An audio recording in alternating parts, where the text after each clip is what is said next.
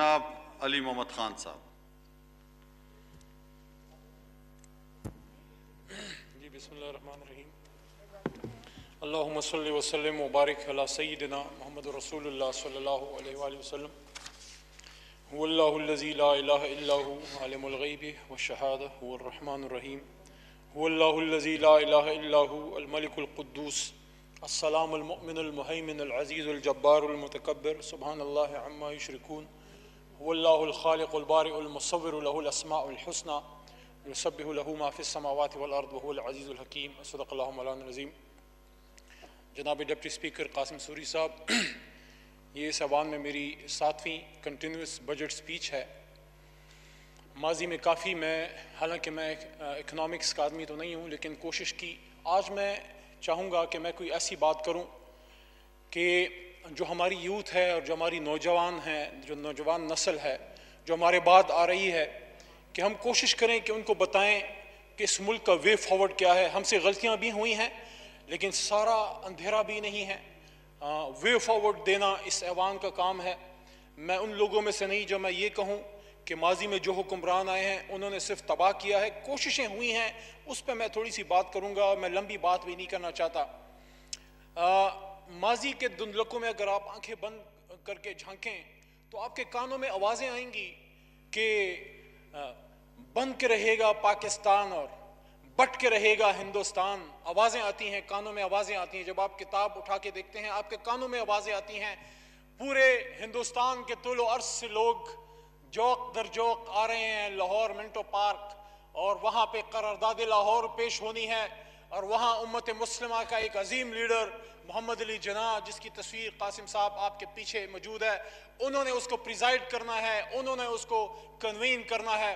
مجھے اس بات پہ میں اللہ کا شکر ادا کرتا ہوں کہ جب وہاں لوگ کھٹے ہو رہے تھے، میرے دادا پیر محمد خان بھی جب اس زمانے میں آل انڈیا مسلم لیگ میں تھے، میرے مردان ڈسٹرکٹ سے قافلوں کے ساتھ وہ لے کے گئے، وہاں انہوں نے بھی اپنا حصہ ڈالا. میں اس بات پہ خوش ہوں کہ ان پرکھوں نے جنہوں نے یہ ملک بنایا تھا، آج ان کے پوتے اور نواسے یہاں پہ اکٹھے ہیں. ہم اس ملک کو بنانے کا عہد کرتے ہیں. قاسم سوری صاحب، وہاں اس امت مسلمانہ ہند نے فیصلہ کیا کہ ہم ایک ملک بنائیں گے، ہم ایک ملک بنائیں گے. 1350 سال بعد انہوں نے فیصلہ کیا اس ریاست کی طرز پہ جس ریاست کا نام ریاست مدینہ تھا. حضرت محمد مصطفیٰ صلی اللہ علیہ وآلہ وسلم نے جس ریاست کی بنیاد ڈالی، لوگوں نے وہاں بیعت کی محمد علی جناح کے ہاتھ پہ کہ ہم وہ ملک بنائیں گے، دنیا کو دکھائیں گے کہ نظریے کی بنیاد پہ بھی ایک ملک بن سکتا ہے. اور پھر جب قرارداد لاہور پاس ہوئی، 1 سال بعد قائد اعظم محمد علی جناح سے جب وہ آل انڈیا مسلم اسٹوڈنٹ فیڈریشن کو سپیچ فرما رہے تھے، ان سے پوچھا گیا، انہوں نے جواب دیا جو اس ایوان میں کافی دفعہ بول چکا ہوں جناب ڈپٹی اسپیکر صاحب. اور یہ میری خوش قسمتی ہے کہ جب میرے سے کوئی بات اللہ اچھی کلوانا چاہتا ہے، عموماً آپ سامنے بیٹھے ہوتے ہیں. پچھلے سال میری سود پہ جو بجٹ سپیچ تھی آپ تشریف فرما تھے، تو قائد اعظم نے فرمایا کہ مجھ سے اکثر پوچھا جاتا ہے کہ جس پاکستان کی آپ بات کرتے ہیں اس پاکستان کا طرز حکمرانی کیا ہوگا. میں کون ہوتا ہوں پاکستان کے طرز حکومت کا فیصلہ کرنے والا؟ یہ فیصلہ تو 1300-1400 سال پہلے ہو چکا. قرآن ہماری رہنمائی کے لیے تا قیامت موجود رہے گا.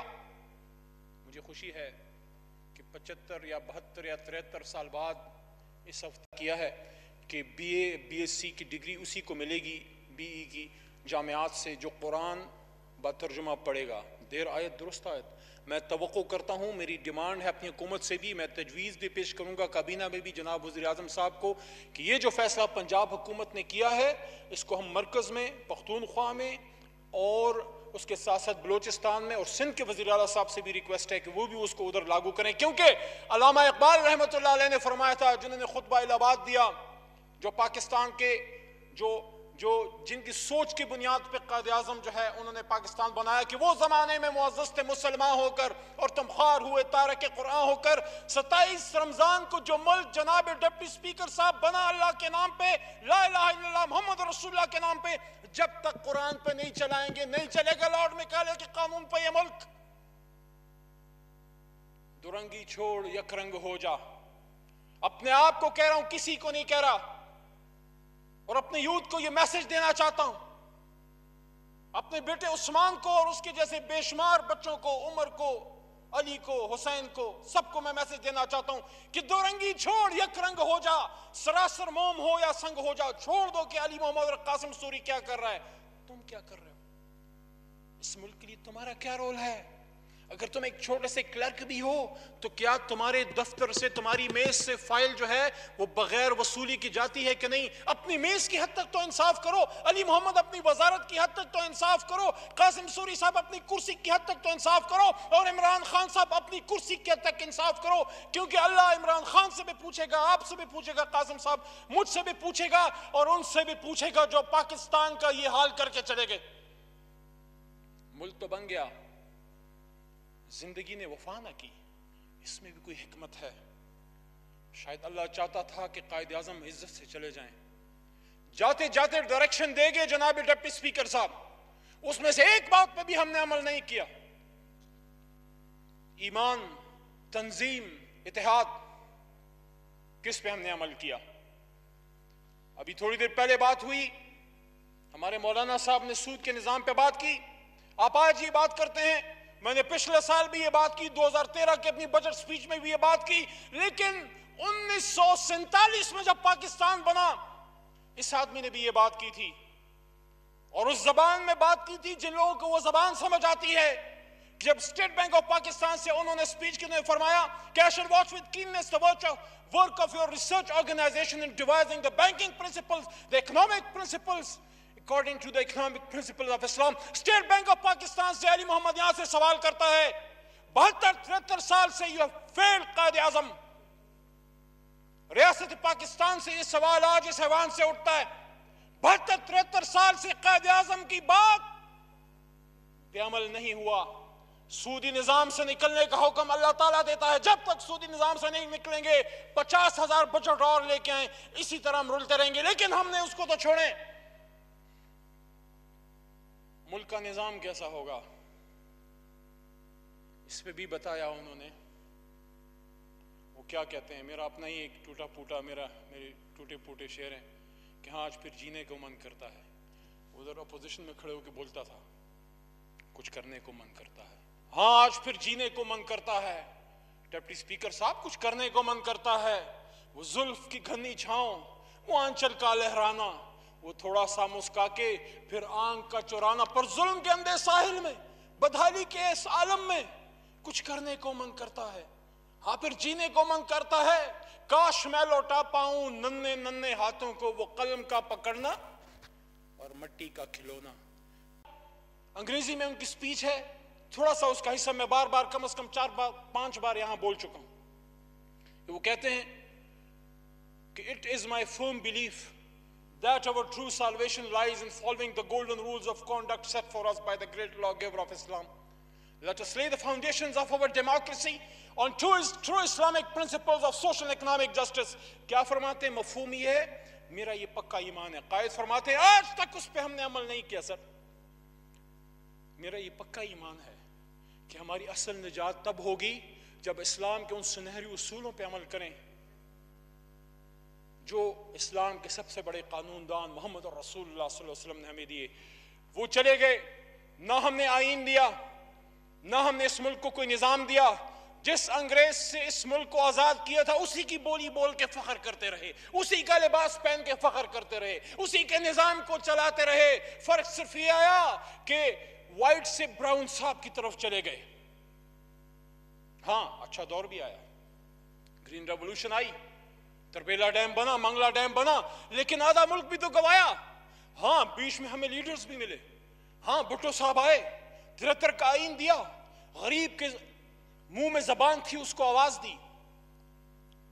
پہلی بار پاکستان کی آئین میں اسلامی دفعات آئے اور قادیانیوں کو غیر مسلم ڈکلیئر کیا. کسی کی ہمت نہیں تھی یہ بات اس زمانے میں کرنے کی. ہاں ہمارے اچھے ایپیسوڈز بھی آئے، ہم نے ترقی بھی کی. وہ ملک جس کے پاس کھانے کو کچھ نہیں تھا، جناب ڈپٹی سپیکر صاحب سلام ہے ان سپوتوں کو جو رات کے اندھیروں میں محنت کرتے رہے. سلام ہے ڈاکٹر قدیر آپ کو، بھٹو صاحب آپ کا بھی اس میں رول ہے، غلام اسحاق خان آپ کا بھی اس میں رول ہے. جنرل ضیاء الحق آپ نے بھی اس کو سنبھالا دیا, آپ نے اس کو بچایا, اور نواز شریف صاحب کے دور میں دھماکے بھی ہوئے, سب کا اس میں کریڈٹ ہے. لیکن سوال یہ ہے کہ کیا اس کو آگے ہم اس کامیابیوں کو لے کے چلے؟ میں نے تو جب شعور کی آنکھ کھولی جناب ڈپٹی اسپیکر صاحب, میں نے تو لوگوں کو لڑتے دیکھا, میں نے تو اداروں کو تباہ ہوتے دیکھا, میں نے تو کرپشن ہوتی دیکھی, نوکریاں بکتی دیکھی, عزتیں لٹتے دیکھی, میں نے تو یہ دیکھا کہ کسی دفتر میں بغیر سفارش کے کام نہیں ہوتا. میں نے تو پاکستان بننے کے 70 سال بعد بھی اپنے بچوں کو آکسفورڈ اور ہارورڈ اور کیمبرج کی ڈگریاں لے کے فخر کرتے دیکھا. 70 سال میں ایک جامعہ نہیں بنا سکے ہم.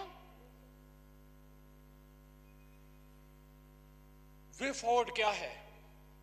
اسی طرح لڑتے مرتے رہیں گے؟ سوری صاحب, میں عمران خان صاحب کی سیاسی جماعت میں آنے سے پہلے ہی اسے as a leader I used to like him. میں کیوں آیا عمران خان صاحب کے ساتھ؟ میں صرف اس لیے آیا, استخارہ کر کے آیا, اور اس لیے آیا کہ میں اپنے آپ سے انصاف کرنا چاہتا تھا کہ جب مجھ سے, جب قاسم سوری آپ سے, جب میرے دوستوں سے, امجد صاحب آپ سے, ہم سے جب ہمارے بچے پوچھیں کہ جب پاکستان کا یہ ستیہ ناش ہو رہا تھا, جب پاکستان تباہ ہو رہا تھا, what were you doing؟ آپ کیا کر رہے تھے؟ ہم اپنے حصے کا بوجھ اٹھانے آئے ہیں. ہم کوشش کر رہے ہیں کہ ظلم کا خاتمہ ہو. اگر بھٹو صاحب کو کریڈٹ جاتا ہے 73 کے آئین کا, اگر میاں صاحب کریڈٹ لیتے ہیں موٹر ویز کا, جو جاتا ہے ان کو, پاکستان میں موٹر ویز کا کانسیپٹ لے کے آئے. پاکستان کی سیاست میں انصاف کی بات کی عمران خان نے, وہ یوں جو سیاست بدل دی ان کو لے کے آئے. پاکستان میں کرپشن کے نظام کے خلاف انہوں نے ایک آواز اٹھائی. کتنے کامیاب ہوئے وقت بتائے گا. اس ایوان میں میری تقریر سے ان کے مثبت بات یا آپ کی طرف سے اپوزیشن کی طرف سے ان کی منفی بات ثابت نہیں کرے گی. وقت ثابت کرے گا کہ کتنا ہم نے انصاف کیا. لیکن پاکستان کی تاریخ میں پہلی بار اپنے لوگوں سے ابتدا کی. باقی اللہ ہمیں توفیق دے. میں یہ سمجھتا ہوں اب وقت آ گیا ہے کہ میں قوم کی طرف اپنے نوجوان نسل کو آگے کی ڈائریکشن دیں. اور آگے کی ڈائریکشن کیا ہے؟ یونیورسٹی اسٹیڈیم لاہور میں جب قائد اعظم نے یوتھ کو سپیچ کرتے ہوئے فرمایا, یہ وہی سپیچ ہے جس کے اینڈ میں وہ کہتے ہیں کہ no power on earth can undo Pakistan. اس کے بیچ میں یوتھ کو کہتے ہیں کہ you're made of a sterling material, you're second to none. اسی سپیچ میں وہ کہتے ہیں کہ مسلمان موت سے نہیں ڈرتا. اسی سپیچ میں قائد اعظم کہتے ہیں کہ بہترین زندگی وہ ہے جس کی موت شہادت کی ہو. اٹھا کے دیکھیں, یہ کسی مسجد کے امام کی نہیں, پاکستان کے قائد اعظم کی سپیچ ہے جس کو ہم سے چھپایا گیا. نہ سعودی نظام سے نکلے, نہ اس واسنہ کی طرف گئے, نہ قرآن کے نظام پہ ملک کو چلایا, نہ ان کی تعلیمات کو لوگوں کو بتایا. آج فلسطین میں, خاص کر کشمیر میں جو صورتحال ہے اس کے بارے میں اپنے سوچنا ہوگا, لیکن اس کے لیے مضبوط پاکستان چاہیے جناب ڈپٹی اسپیکر صاحب. ہاں, آج ہم نے پاکستان کو کرنٹ اکاؤنٹ ڈیفیسٹ کے 20 ارب ڈالر سے 3 ارب ڈالر تک لے کے آئے. پاکستان کا پہلا نان ٹیکس بجٹ ہم نے دیا ہے. ہاں, 5000 ارب کے قرضے ہم نے دیے ہیں. لیکن یہ سوال اپنی جگہ پہ موجود ہے کہ 6000 سے 30,000 ارب تک بھی قرضے پہنچے, کس نے پہنچائے؟ یہ سوال یہاں پہ موجود ہے کہ جب 1988 میں بے نظیر بھٹو شہید صاحبہ کو حکومت ملی, اس کے بعد 1999 تک میاں صاحب کی جب دوسری حکومت چل رہی تھی, اس دور میں, اور اس کے بعد جب مشرف کی حکومت 2008 میں ختم ہوئی, پاکستان بننے سے مشرف کی حکومت کے اختتام تک صرف 6000 ارب کا قرضہ تھا جو 30 تک پہنچا. میرا سوال یہاں پہ یہ ہے کہ وہ سٹیل مل 60 کی دہائی میں, وہ ہمارا پی آئی اے جو دنیا کے لیے ایک مثال تھا, وہ سٹیل مل جس کو لوگ کاپی کر رہے تھے, وہ سٹیل مل کی تباہی کون تھے؟ کس نے وہاں پہ سیاسی بھرتیاں کی؟ کس نے پاکستان ایئر لائن کو نوکریاں دینے کی جگہ بنائی؟ نوکریاں دینے کی نہیں, عوام کو سہولت دینے کی جگہ تھی. آج ہماری ذمہ داری ہے کہ پی آئی اے کو ریوائیو کریں. ہم اس چیز کا ووٹ لے کے آئے ہیں, ہم نے اس کو چلانا ہے, اسٹیل مل کو ہم نے بہتر کرنا ہے, لیکن ہم نے اس کو مل کے کرنا ہے. آج کرونا کا مسئلہ ہے, آج سب نے مل کے اس کرونا کے خلاف جہاد کرنا ہے. مہینے 2 مہینے میں ہم اس سے نکل جائیں گے, اس کے بعد کیا کریں گے؟ میں یہ سمجھتا ہوں یہ جو بجٹ سیشن چل رہا ہے, میرے خیال میں اس کی اصل افادیت تب ہوگی جب یہ بجٹ سیشن, ہم بجٹ پاس ہونے سے کم از کم 2 مہینے پہلے ہم اس کو سٹارٹ کریں. یہاں تمام ممبران سے ہم ان سے اوپینینز لیں, ان کے حلقے کے مسائل, جیسے ابھی ایک مولانا صاحب نے بات کی ہے, یہ ان کی بات اپوزیشن کے ممبر ہیں, لیکن ان کی بات ان کے علاقے کلات تربت کی, اس علاقوں کی, بلوچستان کے عوام کی آواز ادھر پہنچی ہے. اب ہم پہ لازم ہے کہ اس کے لیے کچھ کریں. اللہ ہم سے پوچھے گا, ہم نے یہ فیصلہ کرنا ہے کہ پاکستان کو آخری جی بس 2 منٹ دے دیں. میں سمجھ رہا ہوں کہ وقت محدود ہے. میں یہ سمجھتا ہوں ہمارے پاس ضائع کرنے کو وقت نہیں ہے. میں یہ سمجھتا ہوں کہ ہم نے اپنی پرائیورٹیز درست کرنی ہے. ہم سے غلطیاں ہوئی ہیں. عمران عمران خان صاحب تقریباً ہر سپیچ میں نوجوانوں کو کہتے ہیں کہ آپ رسول اللہ صلی اللہ علیہ وسلم کو فالو کریں، سب سے بڑے لیڈر ہیں. ہم نے پاکستان کے ایجوکیشن سسٹم میں اسوہ حسنہ کو لے کے آنا ہوگا. محمد رسول اللہ صلی اللہ علیہ وسلم کی زندگی لوگوں کو بتانی ہوگی. مدینہ کی ریاست کا وہ کنسپٹ جو 1450 سال پہلے آیا، جس کی ابتدا 1947 میں ہوئی، اس مدینہ کی ریاست کی بات آج اگر عمران خان صاحب کرتے ہیں، میں ہی سمجھتا ہوں ہم لاکھ کمزور سہی، ہم سب کی رسپانسبلٹی بشمول اپوزیشن، بشمول علماء کرام، کہ وہ بات جو آپ ممبر اور مسجد سے کرتے تھے، آج ملک کے وزیر اعظم کی زبان پہ اللہ نے جاری کر دی کہ اس کو مدینہ کی ریاست کی طرز پہ بنائیں. آج یہاں پہ آئیں، ڈیبیٹ کریں اس ایوان میں. سب سے امپورٹنٹ ڈیبیٹ یہ ہے، اس ملک کو اس نیٹ پہ چلانے کے لیے ہم نے کیا کرنا ہوگا، مدنی ریاست کے لیے کیا کرنا ہوگا، انصاف کے نظام کو بہتر کرنے کے لیے کیا کرنا ہوگا. کیا آج ڈپٹی اسپیکر صاحب آپ کے ایک حلقے کا غریب آدمی انصاف کے لیے عدالت جا سکتا ہے، علاج کے لیے اسپتال جا سکتا ہے؟ کیا وہ تعلیم کے لیے سرکاری ادارے میں جا سکتا ہے؟ جس کا بس چلتا ہے اپنے بچے کو پرائیویٹ اسکول میں ڈالتا ہے، جس کا بس چلتا ہے اپنی بوڑھی ماں کو جو ہے وہ سرکاری اسپتال میں نہیں پرائیویٹ میں لے کے جاتا ہے. ان چیزوں پہ ہمیں مل کے سوچنا ہوگا. ہمیں واٹر پالیسی بنانی ہوگی، چارٹرز بنانے ہوں گے. واٹر پہ، ایگریکلچر پہ زمیندار تباہ ہے. میں خود ایک ایگریکلچرسٹ ہوں. زمیندار تباہ ہے. صرف یہاں پہ بات ہو، زمیندار کے لیے کچھ کرنا ہوگا، کسان کے لیے کچھ کرنا ہوگا، مزدور کے لیے حقیقی معنوں میں کچھ کرنا ہوگا. اس لیے میں سمجھتا ہوں کہ آج اس بات پہ میں اختتام کرتا ہوں کہ آپس کی لڑائیاں بھی لڑیں، لیکن اس کا ضرور سوچیں کہ آپس میں لڑتے لڑتے اس پاکستان کو اس جگہ پہ نہ پہنچا دیں جس سے پھر اٹھانے کے لیے آپ کے اور میرے بچوں کو ایک اور جدوجہد کرنی پڑے. اس وقت ہمارے پاس موقع موجود ہے. آئیں اس پاکستان کو مل کے مضبوط کریں. سیاسی اختلاف کو دشمنی نہ بنائیں، سیاسی اختلاف کو اختلاف رکھیں. باقی پاکستان تب آگے جائے گا جب سندھ، پنجاب، بلوچستان، خیبر پختونخوا، گلگت بلتستان اور آزاد جموں کشمیر مل کے آگے جائیں گے. اور تب تک ہمارا خواب پورا نہیں ہوتا جب تک وہ 80 سالہ بوڑھا جب وہاں بیٹھ کے وہ بزرگ علی گیلانی جب کہتا ہے مقبوضہ کشمیر میں کہ ہم پاکستانی ہیں اور پاکستان ہمارا ہے، وہ جب پاکستان کے جھنڈے میں دفن ہوتا ہے، ہمارے پاس کوئی آپشن نہیں رہ گیا قاسم سوری صاحب کہ ہم پاکستان کا جھنڈا بہر صورت جس بھی طریقے سے اپنی زندگی میں یہ عہد کریں کہ مقبوضہ کشمیر میں، سری نگر میں پاکستان کا سبز لالی پرچم انشاءاللہ لہرائیں گے نا انشاءاللہ.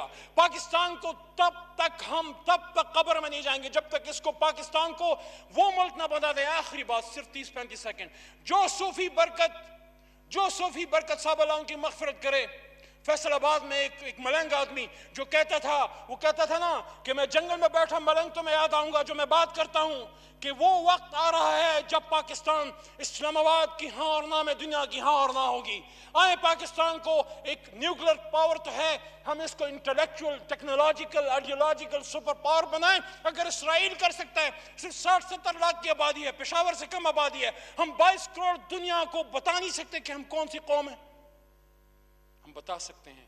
ان شعروں کے ساتھ جو میں نے پاکستان کی چوک میں ایک بوڑھی ماں کے لیے لکھے تھے، تھوڑے سے مجھے یاد رہ گئے ہیں، کمی بیشی جو ہے وہ اللہ معاف کرے. پاکستان بھی ہماری ماں ہے قاسم سوری صاحب، اس لیے اس پاکستان کو ڈیڈیکیٹ کرتے ہیں. جو بوڑھی ماں جو چوک پہ بیٹھی وہ سوال کری تھی، اس کے لیے میں نے لکھے کہ میرے دیس کی بوڑھی ماں چوک پہ بیٹھی تھکی تھکی سی. میرے دیس کی بوڑھی ماں چوک پہ بیٹھی تھکی تھکی سی، آنکھیں خالی چہرہ پھیکا، رنگ اڑا اڑا سا. آتے جاتے لوگ کچھ جانے کچھ انجانے سے، آتے جاتے لوگ کچھ جانے کچھ انجانے سے. معاف کر او بڑھیا ایک بولا، دوجا چپ چاپ گزر گیا. کھڑی کی کھڑی رہ گئی میرے دیس کی بوڑھی ماں. کسی سے نہیں، مجھ سے اللہ پوچھے گا. 100 ناموں کے نیچے تمہیں کھڑا کر دیا، گاڑی پہ پاکستان کا جھنڈا لہرا دیا. تم نے میرے ملک کا 27 رمضان پہ بنے ہوئے ملک کے لیے کیا کیا جو میرے حبیب حضرت محمد مصطفیٰ صلی اللہ علیہ وآلہ وسلم کے نام پہ بنا تھا؟